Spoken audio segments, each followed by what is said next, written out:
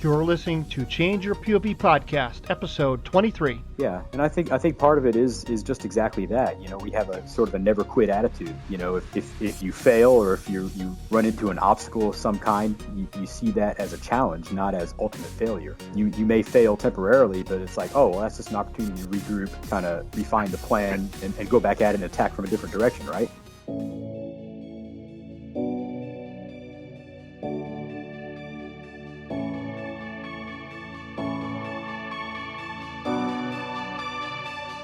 Welcome to Change Your POV podcast, helping you navigate transitions in your life, like entering and exiting college or the military, changing jobs or careers, and providing you with the coaching and mentorship needed to help you advance in your personal or professional life. Sometimes all you need is to change your point of view. Now, here's your host, Eddie Lazary.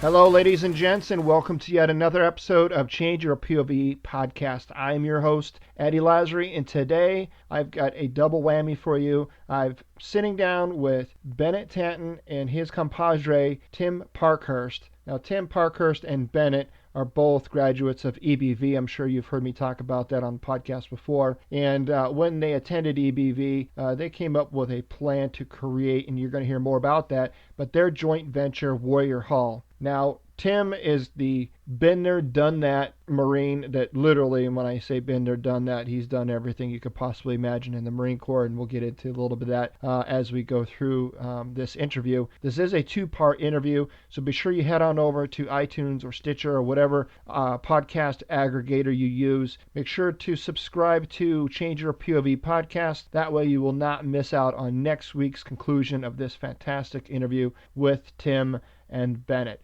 Before we get into this interview, I must shout out to my sponsor, Audible.com, and I've got something special for you. If you head on over to changeyourpov.com/freebook, again, that's changeyourpov.com/freebook, that page, you'll be able to sign up for your free 30-day trial of Audible, and you will get a free ebook download. Right now, I am listening to 50 Shades of Grey. No, I'm just kidding. Not. I'm actually listening to a great book called Fearless, The Undaunted Courage and Ultimate Sacrifice of Navy SEAL Team 6 Operator Adam Brown. So if you haven't had a chance yet to read or listen to the book Fearless, I highly recommend it. It's an excellent book. But again, head on over to changeyourpov.com/freebook for your free 30-day trial and a free audiobook download. All right, let's get on to this excellent interview with Tim and Bennett, and be sure to subscribe so you don't miss next week's conclusion.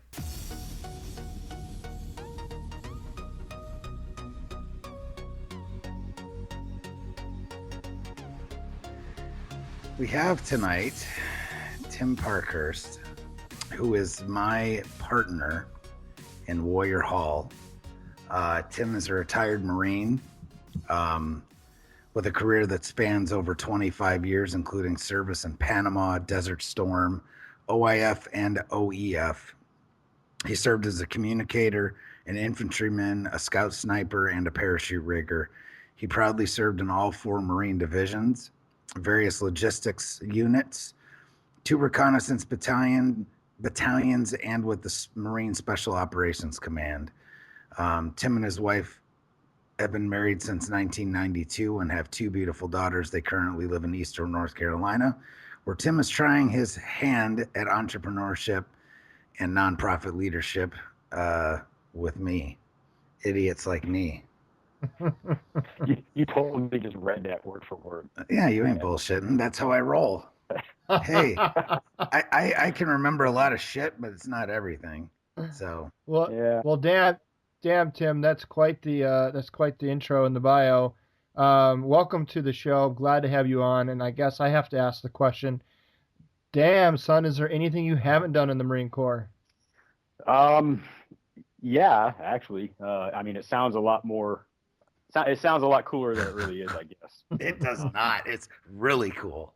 Mm-hmm. You'd be surprised how many Marines actually bounced around from one MOS to another, or got out, came back in, whatever. Tell them what you taught people to do. Tell them what you taught people how to do the last few years you were in the Corps.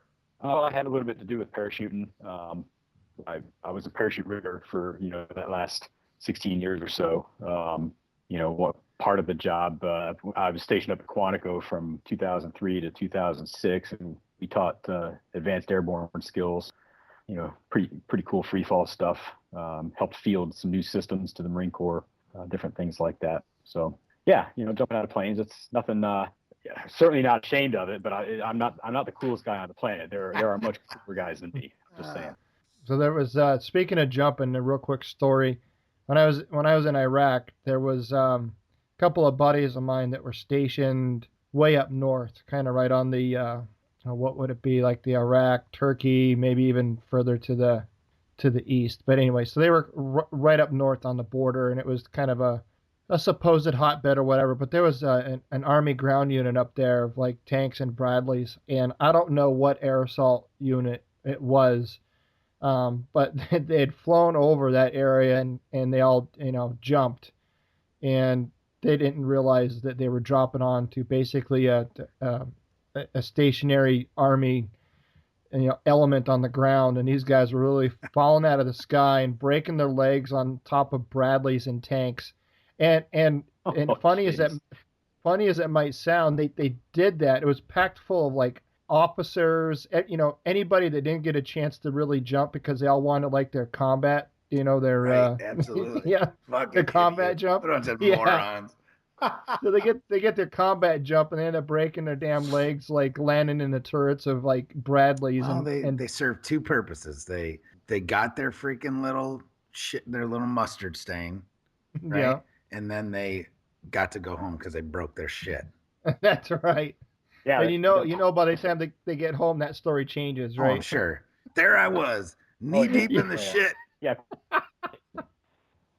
So I got to ask, right? I got out as a staff sergeant, and you got out as a master sergeant. So, in your opinion, what of all the ranks you obtained, which one do you think was your favorite? Sergeant E5. Yep. Okay. By far, both times. Isn't that what most people say? Isn't that like the overwhelming answer? I think from most services. So. Yeah, I think E5 is a very probably the number one answer for me. It was actually E6 because I was a senior squad leader, so I was high enough where I got I had E5s under me, and of course Joe's, but. So it was the perfect rank where I had enough authority to be able to get away with stuff, but not so much that it didn't make it fun anymore. So I was still in the dirt with my guys doing the fun shit, See, in the Marine Corps, that's kind of like a corporal. They're like the hammer, right? Mm-hmm. But yet, so they're like the hammer because, and it's E4 in the Army is a little different because you've got corporals, but you don't see them very often. Right. Because most of them are just glorified privates as specialists, right? Mm-hmm. So in the Marine Corps, it's like getting E5 in the Army, right? So literally they're like the hammer that just walks around and just fucks privates up and lance corporals up all the time. You know what I mean? And then they can like blend back into the periphery. Right. I get what you're saying. What I'm saying? So it's like all of a sudden, like a corporal will jump out from behind a bush and be like, "What the hell are you doing there, Marine?" Yeah.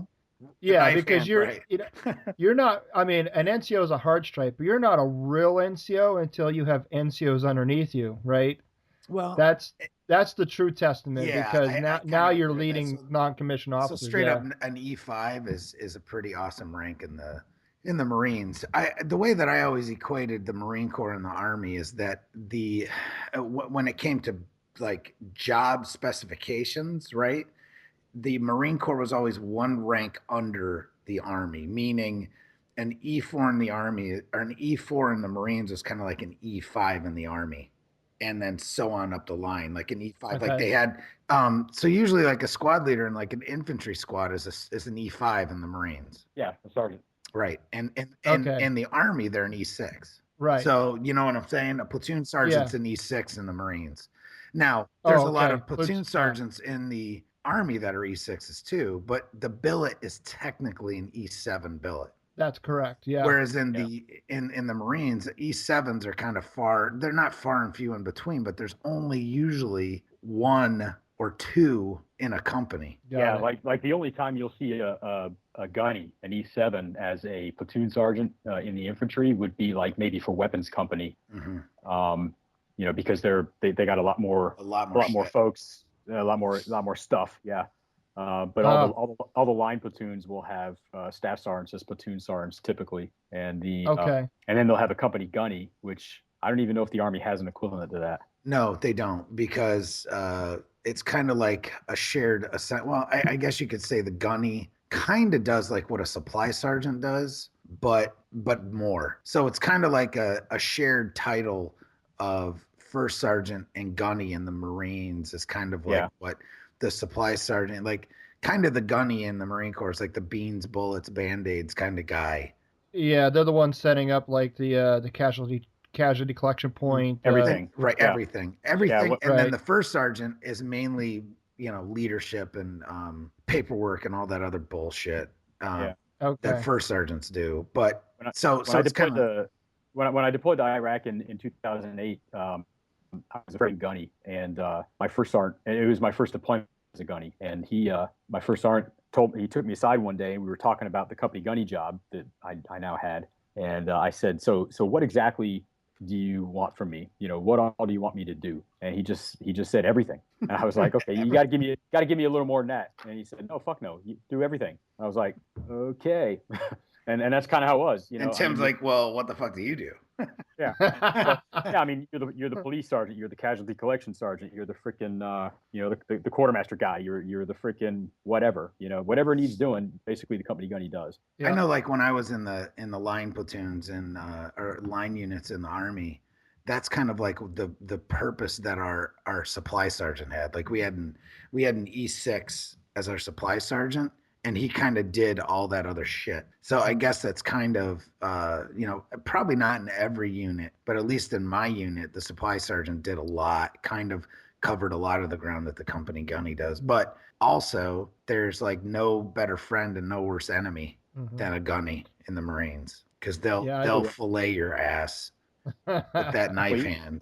Even if you're a senior staff NCO, even if you're senior to the gunny, you don't want to make any gunnies mad at you. No. Yeah, so hey, when I picked up corporal in 1989, there's all this tradition about how you become an NCO, and it's like Bennett was saying earlier about how a lot of times Marines will hold billets, responsibility that's above their pay grade. My roommate was a senior corporal at the time, and they only let me room with him because they knew I was going to pick up corporal soon. But he was filling a staff sergeant billet as a dragon section leader in weapons company, and so anyway, so I picked up corporal, and we had to run the gauntlet, and basically what that is you get punched in the arm and kneed in the thigh, as you're running this gauntlet of all the NCOs and above in your company, so there might be 50 or 75 guys that are NCOs or above, and they're on either side of you as you're walking through the gauntlet, pounding the shit out of you, and they're getting you in the shoulder because that's where you wear your rank, and they're getting you in the thigh because that's where your blood stripes are, and your blood stripes are those red stripes that we wear on our dress blue uniform. And the whole, how big the Marine Corps is on their history and everything. And when we fought the war with Mexico and landed at Veracruz and fought the Battle of Chapultepec and all that kind of stuff, the officers and NCOs earned their blood stripes at that time. That's kind of where that came from, because of their combat leadership and everything. And so it became a symbol of leadership for officers and NCOs. Anyway, so I went through all that crap, and I couldn't hardly walk afterwards, like most guys. But just a couple days later, we were having a section head meeting in my room because of my roommate who was acting as a section head. And so I was standing out on the catwalk in the barracks, because it wasn't really my meeting, And my staff sergeant came out, and this was a salty freaking dude, man. Staff Sergeant Garcia fucking was in before and got out. He had been a staff sergeant before, got out of the Marine Corps, came back, and picked up sergeant and staff sergeant a second time. And so this is just like the salty old man of the Marine Corps kind of guy. And he said, hey, you know, it's getting close to the end of the day. We're going to secure for liberty, whatever. And he's just like, hey, get a Marine to go empty the shit cans down there on the basketball court, and so we can get out of here.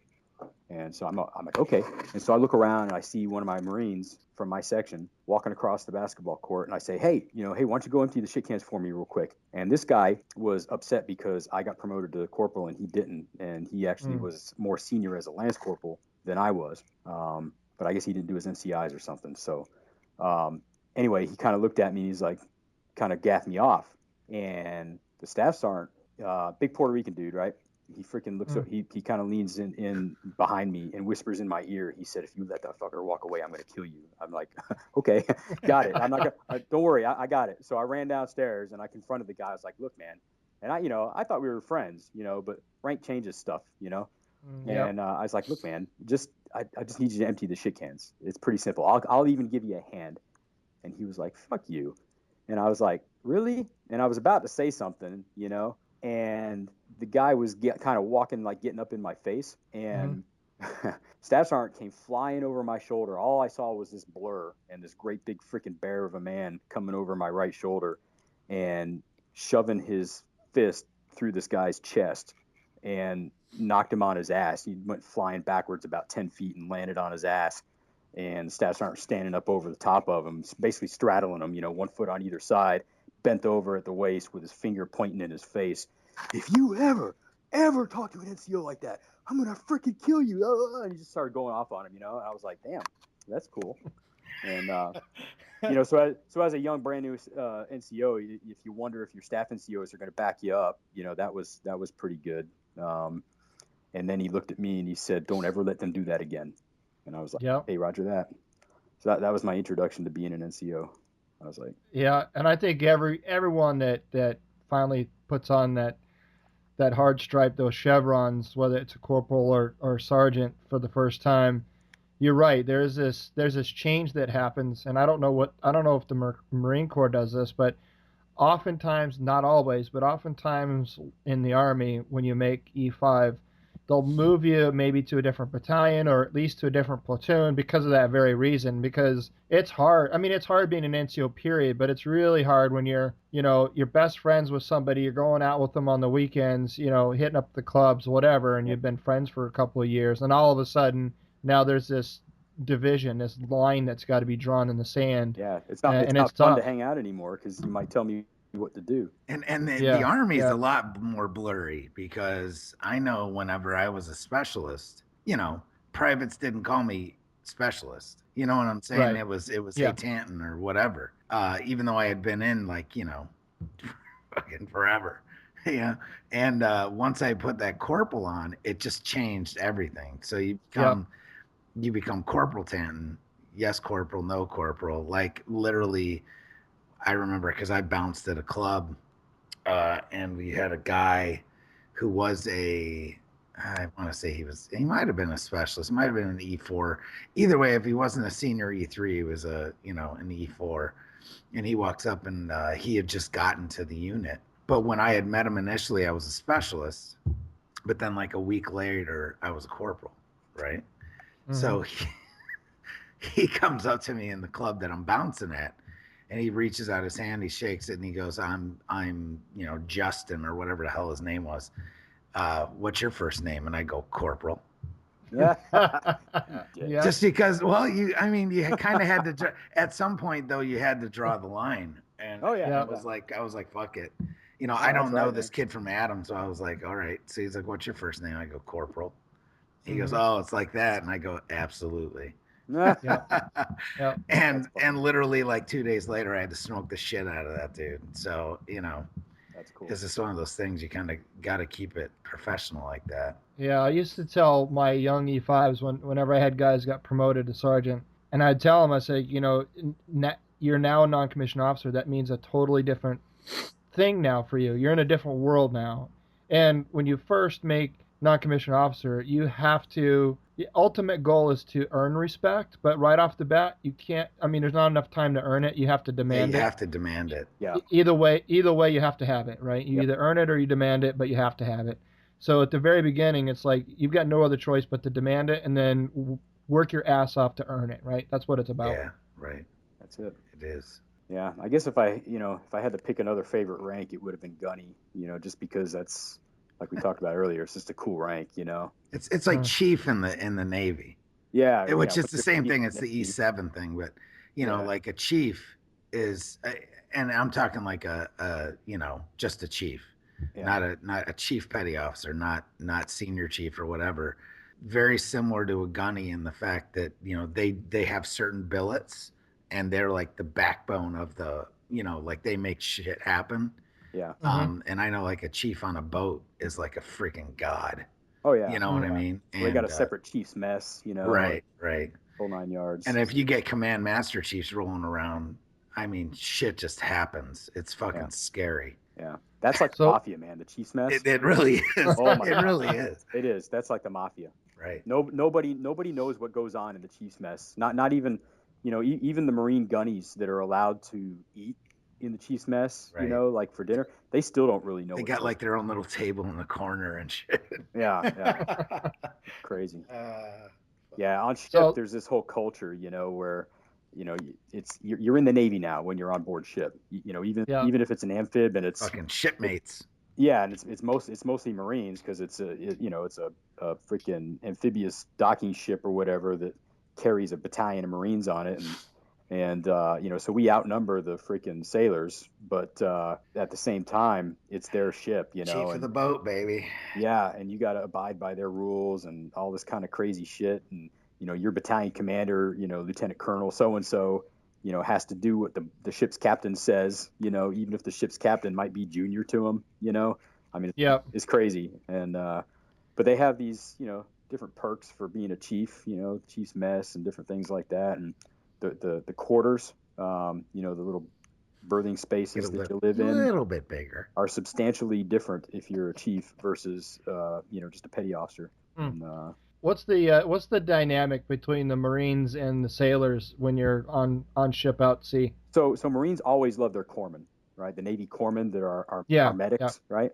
We always love as long as they're not stupid, but we love our corpsmen, and they're like our little brothers or whatever, or angels of mercy, whatever you want to call them, or both. But regular sailors, we tolerate them more or less. It's like you guys got to drive the boat. I get it, but just kind of leave me alone. It's like we always say on Cigars and Sea Stories that we're the men's department of the Navy. Yeah. So we don't go out recruiting your average sailor to come on Cigars and Sea Stories to talk to us, because they can't possibly relate unless they were an FMF corpsman who served with Marines. Nothing against sailors. My dad was a naval aviator. He was an officer of the line. But they're different animals. Blue water sailors are different than FMF corpsmen. They're good people. It's cool when you're on ship. You're kind of stuck in a closed environment. You got nowhere to go. There's only so much you can do, and so it's actually kind of cool to get to know some of these guys. Sometimes on the way to Desert Storm, I was on the USS Tripoli, and I went down to they got their own machine shops and all this kind of stuff down there. If an engine breaks or something like that, they might have to fabricate a part. So they've got everything. Everything's self-contained on these ships, and so we wanted to try to make something.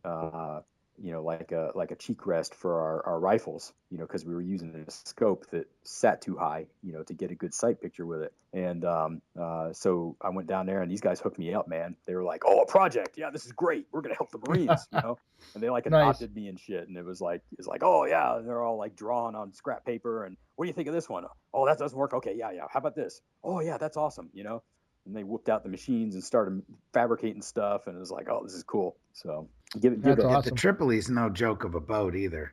No, they hit that's a mine. That's a big bastard too. Yeah, that's one of because it's an LHS, right, or an LHA? I mean, what was it? LHA? Yeah, it's an LHA. I'm pretty sure. Yeah, whatever. LPH. No, LPH. LPH. Yeah, LPH 10. I know it's one of the big ones. Yeah. Or one of the big amphib ships, I should say. Yeah, it's not as big as the Tarawa. That's a bigger class of ship. But you're talking like looks like a mini aircraft. 1,000 Navy and like 1,500 Marines or something like that. Yeah, probably something like that. Yeah. So what's that? 2,500, 3,000 folks. Yeah. Wow. On a freaking boat. It's just, it's kind of like a mini aircraft carrier. I guess it would be like anyone that knows anything about World War II and that's not, familiar with the Navy or the Marines. It's about the size of a It's World like War an II escort. aircraft. It's kind of like an escort carrier, but Yeah. it's kind of like the mission is sort of like that because you got Harriers and Cobras and everything else on it. So Yeah, you got helicopters and Ospreys and shit now. Now you got all that stuff on there, but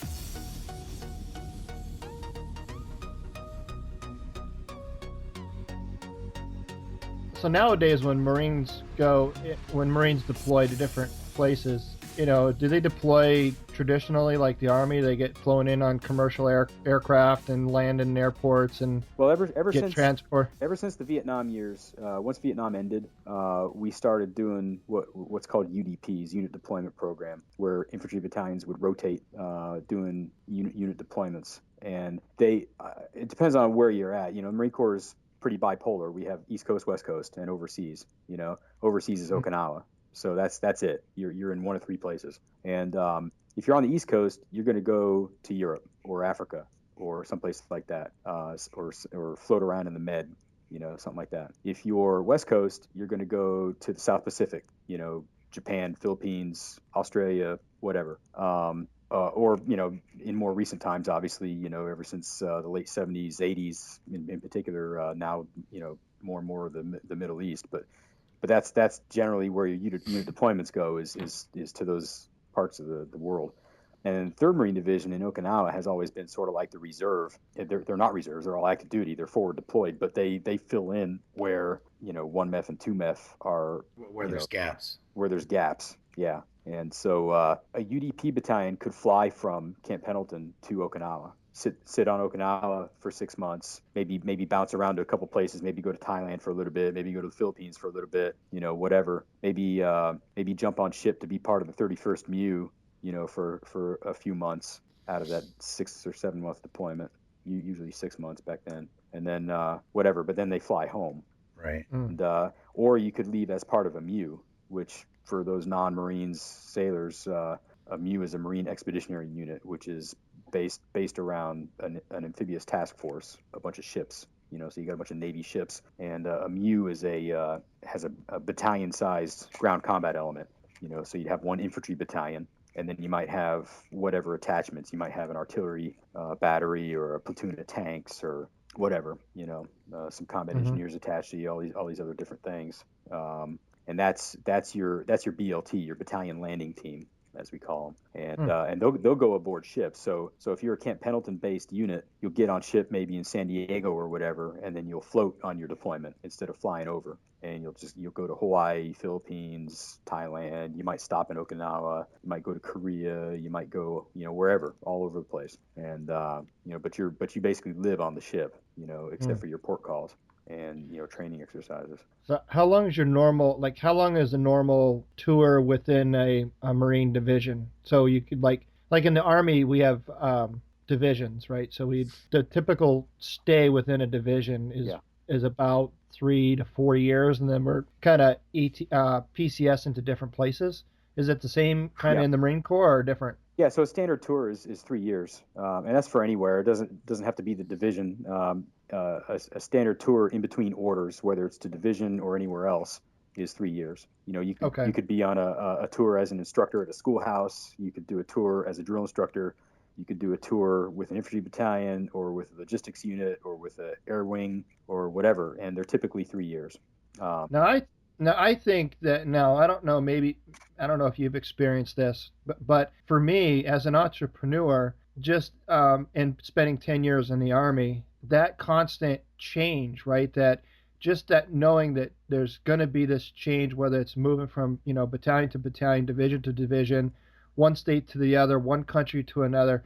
It's this constant change, and it's not just changing location, but now you're changing the guys that you're responsible for, the people that you report to, and then you get out of the military, and it just makes being your own business owner that much easier because they say one of the only things constant in this world is change, and a lot of people that start their own business, they get as soon as they run into their first set of changes or things that don't quite go their way, they hang it up, right? Yeah. So do you think that all this change and kind of the structure that the military kind of puts us through helps prepare us as entrepreneurs when we get out? Yeah, absolutely. I think so. You just said a word that it's interesting, and I have conflicted feelings about it. You said the word structure, and there is a lot of structure, regimentation, whatever you want to call it, in a certain way. But on the flip side of that, though, there's also a lot of chaos, Right. and there's unexpected change and things like that. And so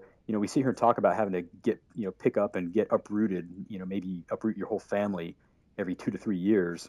And remake new friends, get reestablished in a new workplace environment, get used to a whole new surroundings, whatever. And these are all very disruptive things, and they happen every couple of years. That's not structure. That's not regimentation. Your daily routine in some ways is very controlled by other people, but at the same time, it's not regimented in the sense that somebody is telling you what to do every moment of the day. You have parameters, and Right. you work within those parameters, but there's still a whole ton of chaos going on in your life. Yeah, and I think you bring up a good point, and that's something that the three of us understand, Yeah. and those listeners out there that are in, they understand. I mean, there's certain little slogans that we learn in the military you just don't hear on the outside, like organized chaos or mandatory fun controlled chaos.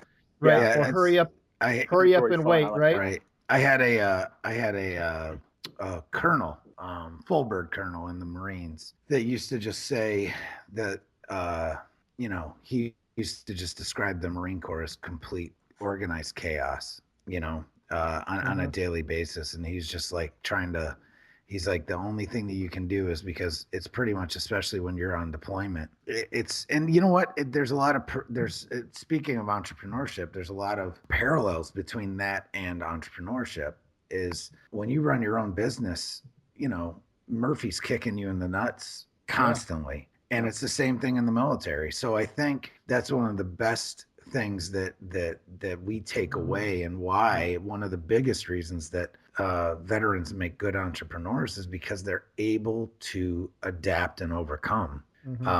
That unlike other people, not saying civilians can't, because there's a lot of civilians that are cut from the same cloth. Oh, sure. But in general, veterans are very good at that. I mean, we talk about that a lot. I think the military experience uniquely qualifies us for many of the entrepreneurial skill sets. Right. Right.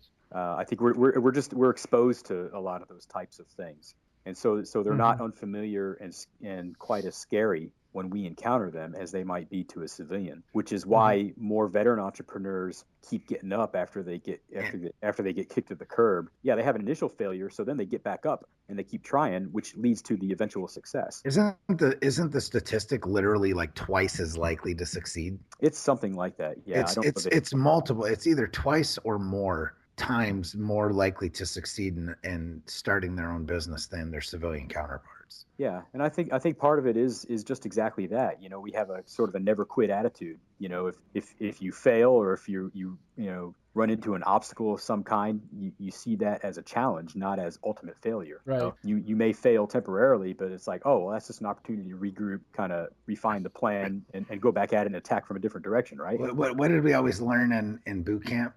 At least at Marine Corps boot camp, because I never went to Army boot camp, but Marine Corps boot camp, if you can't go around it, you go over it. If you can't go over it, you go under it. And if you can't do that, then you go through it.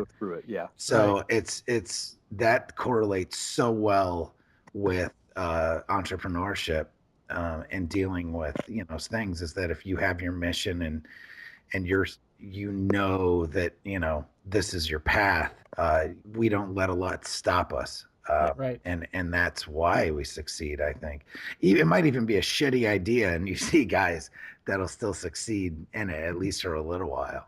Yeah. So. And it's kind of stupid. This is kind of a stupid saying, but there's no such thing as retreat. We only advance in the opposite direction. Right, exactly. Well, see, you just stole that from a Marine Corps. Right, There. absolutely. A Marine That Corps was fucking Jesse hero. Fuller at the Chosin Reservoir, man. Yeah. No, we've got Chinese to the north of us. We got Chinese to the south. You know, no matter which direction we attack, we got them, basically. Is what That's right. That's right. So, yeah. So that leads me into kind of, Bennett said at the top of the show, when he introduced you to the show, you guys are partners in what's called Warrior Hall. Can you guys talk about Warrior Hall, what it is, how you guys came up with it, what's it for, and what direction it's taking? Yeah, man. Bennett, why don't you kick it off, man? It was your idea. Well, Warrior Hall is it's a 501c3 nonprofit organization, and basically our guiding thing is to serve the combat veteran community through a network of peer support volunteers and programs. All right. I guess that's our main push.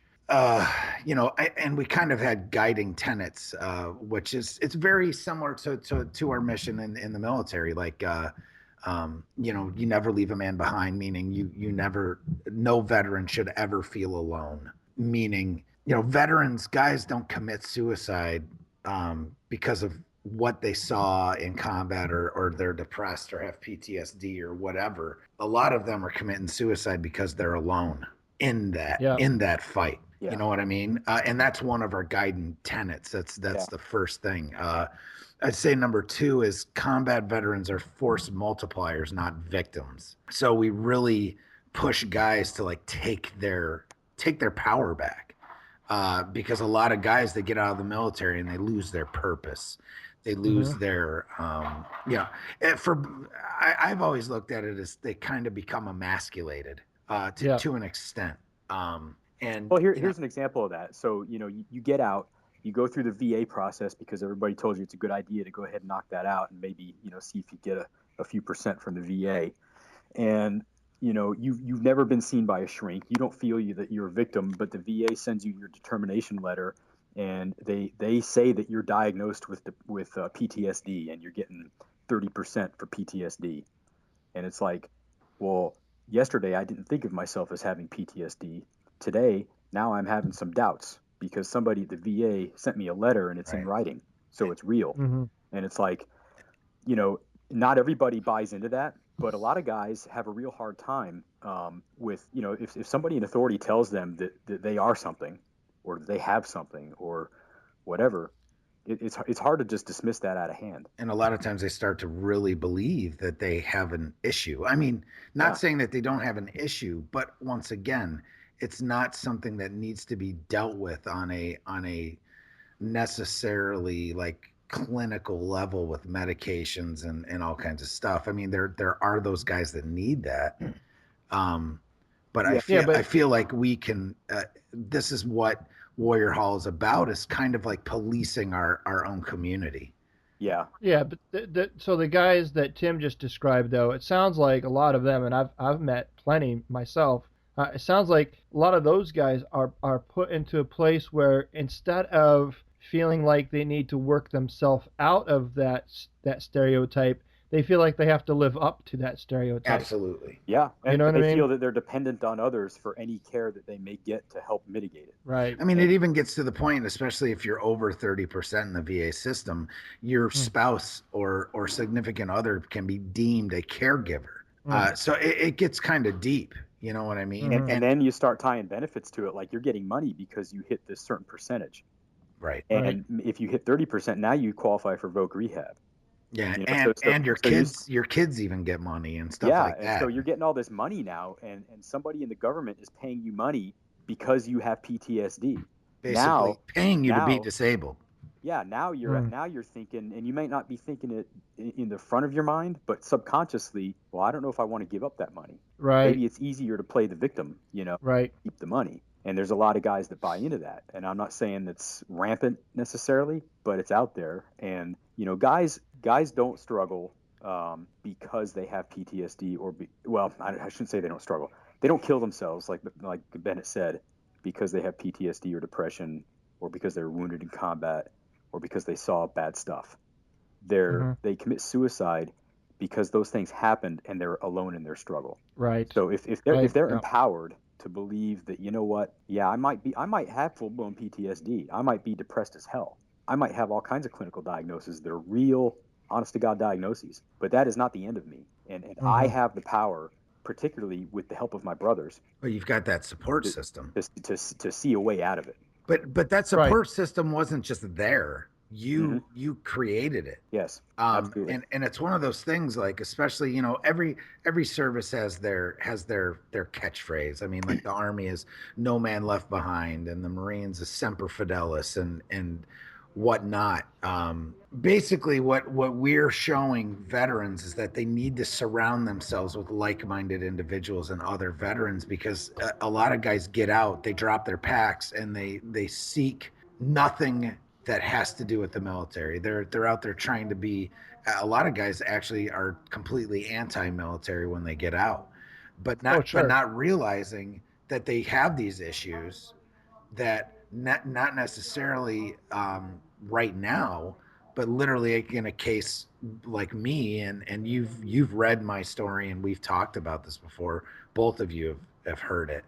Yeah. But it comes down to the fact that, I mean, my first transition between 1992 and 1996 and 1998 was a complete disaster.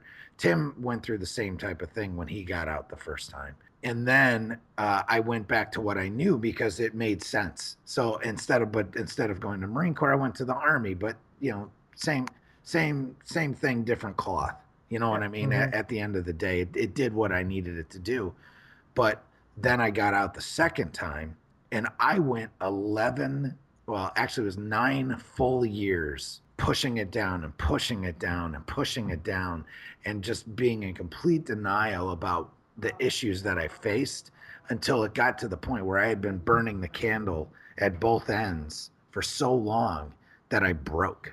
And that's the way that I describe it. It's not I snapped or anything like that. I straight up broke. I was a mess. And I had a support system like no other. I mean, I had my family, my wife, my kids, the whole thing. And truly, that's the only reason I didn't blow my brains out. Yeah. Is because I had those things. But guys that are alone, they don't necessarily have that. So let me ask you, right? We hear statistics like 22 a day, and that's arguable. Some people think that's an underestimation. It's probably even more than that. Yeah. Yeah, but and so it's not that it's not that there's not a real problem. There is truly an honest to God problem. But where I find issue is this. There's so much information out there. There's podcast after podcast. There's organizations. There's government organizations. There's education. There's outreach. There's commercials. There's awareness. I mean, everywhere you turn. I mean, help is out there. Information is available. But we're still at this 22 or more a day. I don't know how you can get that message across to the point where you can make a difference, a positive difference. So let me ask you this: what is Warrior Hall going to do differently than what's already in existence today? Yeah, so that's a good question, and Bennett and I talk about this all the time. Almost daily. how are we gonna make an impact, man? We want to be a national organization at some point, but we don't want to be some big nationally directed organization that doesn't really do anything like some other organizations that I won't mention that make millions of dollars a year. We want to have an impact on individuals. And so the way we're trying to structure this is, you live in hometown USA, right? You're a veteran. You know a guy down the street that's a veteran, and you see him every now and then, and you see that he's going through some tough times, and so you take him aside, talk to him, and try to give him a little pep talk from time to time. And you go down to the local American Legion or VFW post or whatever, and take part in the fundraisers, and you try to help where you can, in your local community. And guys that you talk to, and maybe try to mentor them a little bit. Hey, I heard there's a job over here. You might take a look at it. Oh, hey, thanks, man. Or hey, man, are you call them up out of the blue. Hey, I hadn't heard from you in a while. How are you? Right. No, like, really, how are you? Yeah. If you're that kind of guy, then this is for you. And what we're going to do is we're going to give you tools in your toolbox so that you're not just a veteran that's hanging out there trying to figure this out while you're living. Just winging it. Yeah, just winging it, living your own life with your own struggles, and then also trying to help other people, but you don't really have any specific tools to do it with other than just the goodness of your heart, right? What we want to do is train you how to deal with a lot of the issues that veterans have. We don't believe that most veterans have mental health issues. We don't believe that any veterans are necessarily victims unless they allow themselves to become victims. We don't believe in that whole mentality. Bennett went through the first two tenets of our three main, beliefs at Warrior Hall. The first one was no veteran should ever feel alone. The second one was combat veterans are force multipliers, not victims. And the third one that we kind of almost started to touch on was it's hard to be sad when you're being useful. There's so many freaking guys that get out and they're out there doing their thing, whatever that is, either by themselves in utter loneliness or even surrounded by a good family and support structure or whatever, but they're sad and they don't know why they're sad. And they're just freaking sad. Yeah, they don't understand what's this sadness in me? What is this darkness that I can't freaking get away from? And you know what it is 99 times out of 100 is, everybody knows that when you get out, you're going to miss your buddies. That's a given. Yeah. It's these guys I served with, I suffered with, maybe bled with, whatever. I'm going to miss them, and they're going to miss me. And, damn, I may not see them for years, if ever, because they're still they're going off and doing the mission. I'm out. And I'm living a separate life now. Or like you live in Arizona and they live in freaking New Hampshire. Yeah. So, I mean, it's just time and space, So what are you going to do, But another thing that people miss sometimes, if you're a combat arms guy and you deployed a few times, you might actually enjoy shooting people in the face. And there's nothing wrong with that. It has its place. But now that you're a civilian, there's no place for that anymore, But you miss the rush of it. You miss the adrenaline. You miss the knowing that you were making a difference. Right. And I don't want to cut you off, Tim, but that's one of the biggest things that in my line of work as a peer support specialist, talking to guys that are combat veterans from Vietnam, from OIF, OEF, from, everywhere in between, even Korean war vets that I have the pleasure of speaking to once in a while. Yeah. That is and I don't know what the terms are for it, but I can tell you without a doubt that is a undetermined side effect of war. Yeah, guys like it. That guys after a while, it becomes it's a high that no drug can reproduce. Yeah, that's why you have guys coming back off deployment and they're taking risks. They're driving too fast. They're engaging in extreme sports that they never did before. And civilians can't understand this because it's insane. You're literally taking other people's lives and getting off on it. But it's not really about that per se. It's the adrenaline of the situation. Right. And that's one of those things that I mean, a lot of guys at the end of the day, especially if they're meat eaters, trigger pullers, whatever we call them. Yeah. That these guys have a lot more issues than your normal vet. Yeah. And it's one of those things that nobody recognizes that. Yeah. And it's hard to tell people that haven't experienced it that the most exhilarating feeling is coming out the backside of the smoke cloud of the IED that just blew up your truck. Oh yeah. You know what I mean? I mean, and I've been there, and I know many, many guys who have, and to survive it and to cheat I don't know, maybe it's the feeling of cheating death, because I've cheated death. I can't count how many times in the year that I was in Iraq. Yeah. And it gets to the point where you almost like you tease it. Yeah, you kind of like sit back and laugh at it.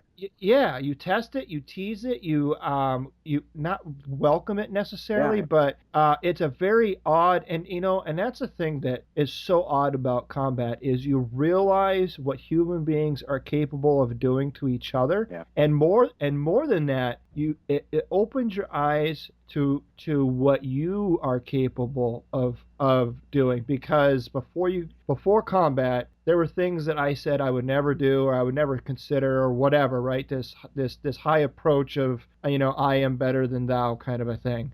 But once you're put in certain positions and certain circumstances, and your life is tested, literally countless times, it gets to the point where you contemplate things, you do things, you think things, and then what I struggle the most with is it got to the point where I started to get upset because it didn't bother me anymore. That more than anything, that's what bothered me the most is the fact that looking at dead kids on the side of the road just wasn't kind of that big of a deal anymore. And I've got two kids at home, and I'm like, desensitized. It's very desensitizing, and it's not just us, the people that were there, the civilians, the Iraqis themselves, they were completely desensitized before we even got there. And to live in that environment for that period of time, and I only had one deployment.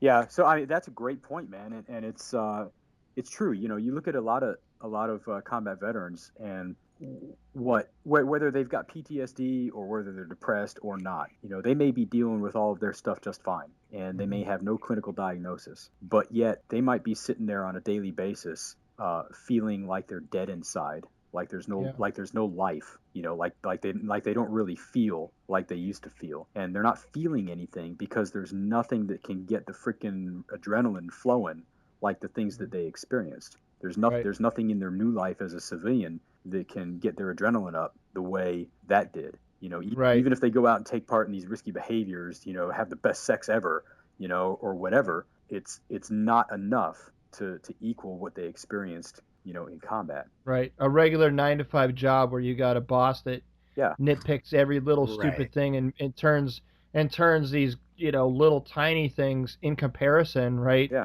And I've experienced it before. It's like Office Space. You just look at it and you're like, seriously? And so a lot of veterans come across as being lethargic, and like they don't give a shit until the day that they just like, they, so much anger and frustration gets built up inside them that then they show that side, and then people don't understand why they're freaking going off the deep end, and snapping and getting angry at people and, flipping over desks. Well, it's because your freaking mundane life just doesn't cut it for me. And you don't get it. You'll never get it because you weren't there, and you wonder why I resent you. Yeah, right. So I think what going into this, one of the things that we can expound upon about Warrior Hall and our third tenet is that we basically were dedicated to approaching this wellness issue from a holistic perspective. Yep. Now, like clinical care has it's got its place. And it can heal your mind and help you get through a lot of things. But as Tim writes in our tenets, you cannot. A fractured spirit requires other kinds of care. Okay, and at the end of the day, a lot of these guys have fractured spirits. So the former cannot become whole without the latter. And what it really comes down to is getting a sense of purpose and finding a new mission. And guys that are a little farther along in this healing process can truly take a step back and help guys that are either just stepping out onto that path or guys that have even been out there and just not acclimated as well or as quickly as they can. And I feel like literally as veterans, it is our duty to never leave a man behind. Yeah. And at the end of the day, it's kind of sad to see what happens within the veteran community. And I get quite animated and pissed off about it. And I've shown this on both broadcasts that I'm on a regular basis, Cigars and Sea Stories. And this one, I'm not going to go out on a rant. But at the end of the day, it's our responsibility to police our own. Yeah. Because nobody else is there to do it. Yeah. No one else is capable of policing the veteran community besides the veteran community. People try and they have really good intentions. But at the end of the day, I want to sit next to a guy like you, Eddie, or you, Tim. And if I have to cry on your fucking shoulder, then that's what I have to do. Yeah. And you know what? You'll do that without me judging me one iota. Yeah. Right. And I know that. Whereas I don't know what the hell this other person that I don't even know, but they've got like a coat on and they've got some fancy freaking degree. You know, yes, they might have their place to help me, but at the end of the day, I want to talk to a brother or sister that understands what I'm going through. They might not have been with me, they might not have been there, but I know that they at least get it. Yeah. Yeah. And that's something that we say a lot as veterans is you just don't get it. Because and Yeah. we can't even describe what it is. Like No. getting it is. But when I say that to a veteran, civilians don't get it. Every veteran knows what I'm talking about. And civilians are like, well, what do you mean? And I literally say to guys that I work with on a daily basis that are civilians, I mean, great practitioners at what they do. But when I tell them that they don't get it, I can't tell them what they don't get because they Exactly. just Yeah. don't get it and they never will. And you know what? Unfortunately, that's just how it matter. is. It doesn't They matter, don't, right? yeah, they don't need to know what it is they don't get because the people that need to get it are our fellow veterans. And I'll tell you just a quick story, about my broken time. When I got out in 1993, I left the infantry. I was a scout sniper platoon sergeant, and I was kind of a big deal back in the day, And then if you didn't know, he was a big deal. Yeah, I fell very far and never rose to my former glory. But all joking aside, it was a tough time. I was out for 5 years and I drifted. And so, some of the statistics today, you look at since 9/11, how many people have served in uniform, and the number is about 0.45%. So that's 0.45% of the population has served in uniform since 9/11. That means that 99.55% has not served in uniform since 9/11, right? So, Yep. So you're either somebody that served in a previous war way back, so there's that generation gap where Right. I don't really relate to you because our generations are so far removed from one another. We may be veterans, but if you're a Korean War veteran, there's some things we might be able to talk about, but there's other things that we're just not going to have those conversations. It's a different game played with different balls, dude. Yeah, exactly. And those guys are dying off. They're going to be fewer and fewer, and so the number is actually the differential between those who served and didn't serve is going to become even bigger. And the number of those who have not served since 9/11 is going to be more and more full of those who never served at all versus just the different eras. Anyway, the point being, it's a very freaking small number. And, so the other fact is that our population, our society, has had no skin in the game in any conflict that America has fought since World War II. Right. When was the last time that we rationed?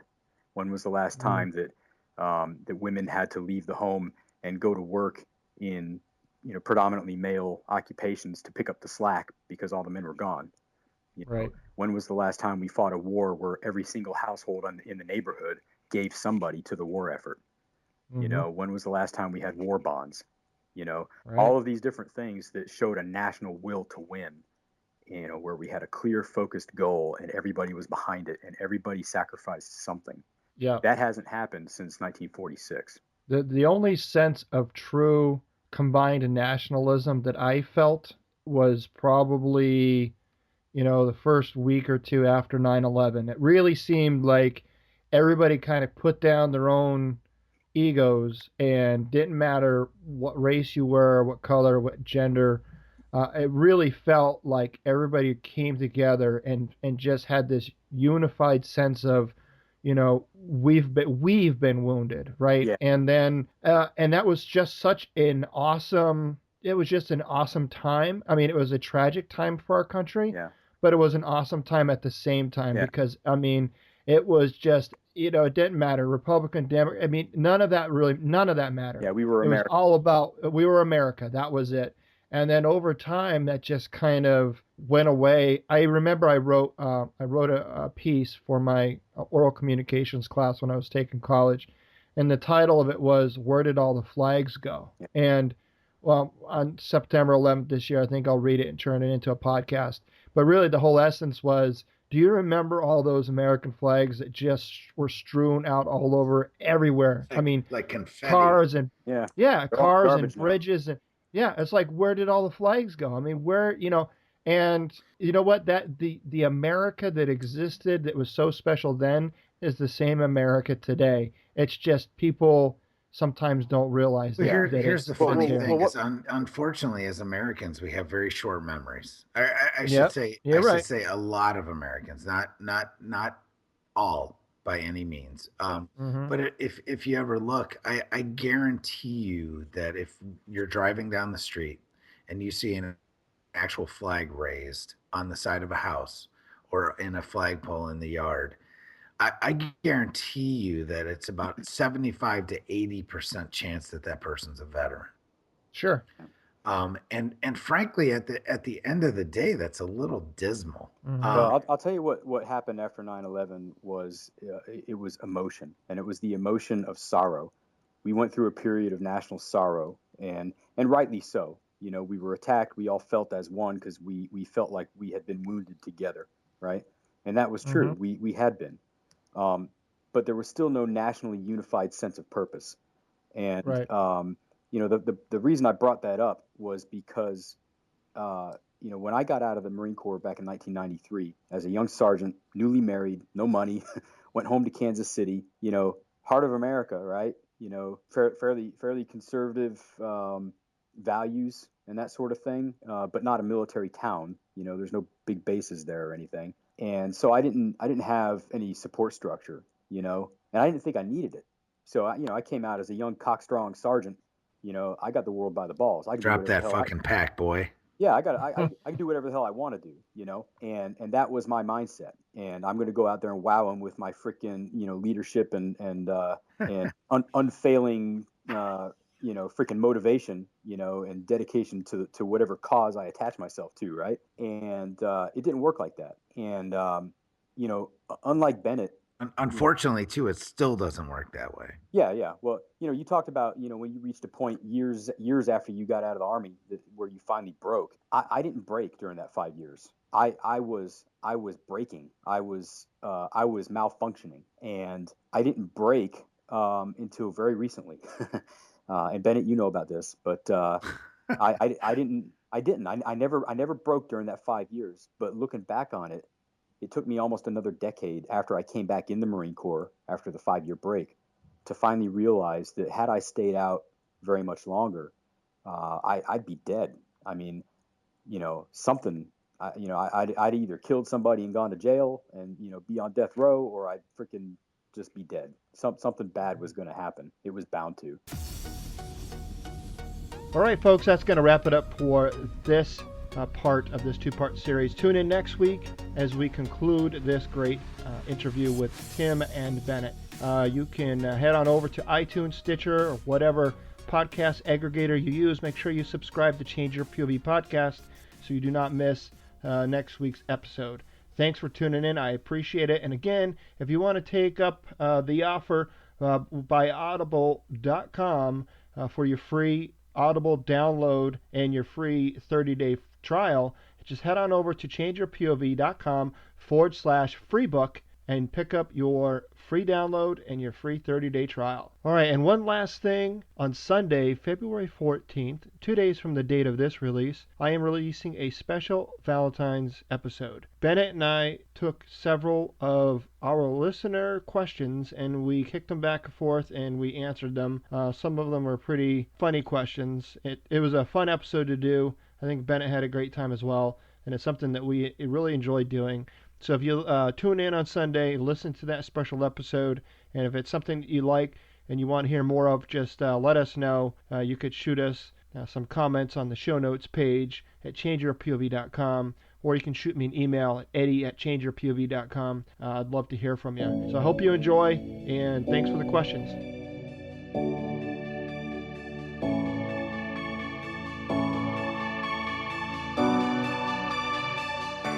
Thanks for listening to Change Your POV podcast with Eddie Lazary. Check out more content by going to changeyourpov.com. And remember, your ability and willingness to change your point of view will open doors of opportunity.